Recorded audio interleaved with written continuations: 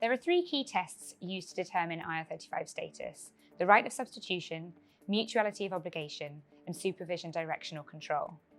If all three apply, the interim would be considered an employee by HMRC. If any one of them does not apply, then the interim is technically self-employed, and as a consequence, the off-payroll working rules do not apply to the role.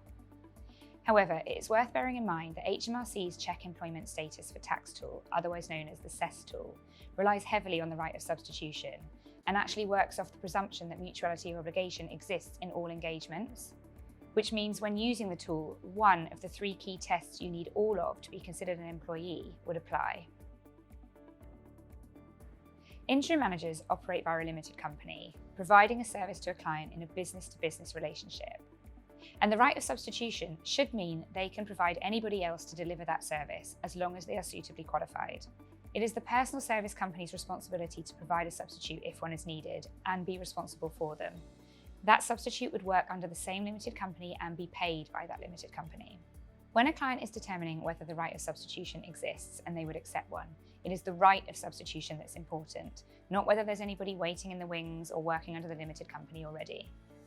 It must be a genuine right, so the right cannot be unduly fettered, so nothing can get in the way of it. To explain this a bit further, who the substitute is entirely down to the person who needs the substitute, so the interim manager. It's completely at their discretion, so the client does not have a say in who is put forward, but they do have ultimate decision on whether they would accept the substitution. However, if they don't, the right of substitution does not exist. If the client puts things in the way to prevent this, like a 10-day onboarding process or a hefty vetting process, then HMRC would consider this unduly fettered, as they have gone against their previous agreement to the right of substitution, and the right is not genuine. Supervision, direction or control, often referred to as control, is the what, where, when and how an interim manager provides their services, and the most important of these is the how. If the how is up to the interim manager, they are not controlled and are therefore not an employee.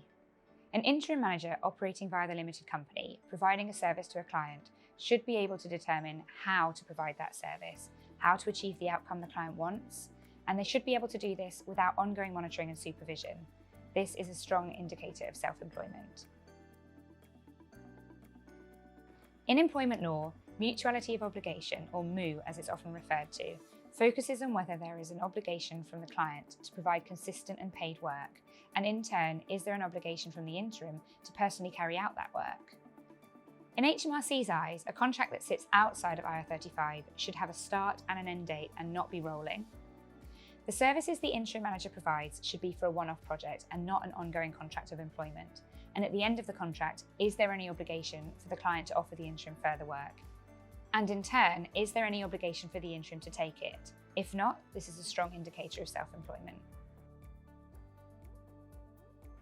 As well as the three main IR35 status indicators, there are a couple of other factors that come into play to give cases marginal context. If the interim is self-employed, they have the financial risk, so they must correct mistakes in their own time unpaid. They are not part and parcel of the company, so they don't get invited to things like the Christmas party. They do not have business trappings like email addresses or business cards, and they do not have to work exclusively for one client at a time.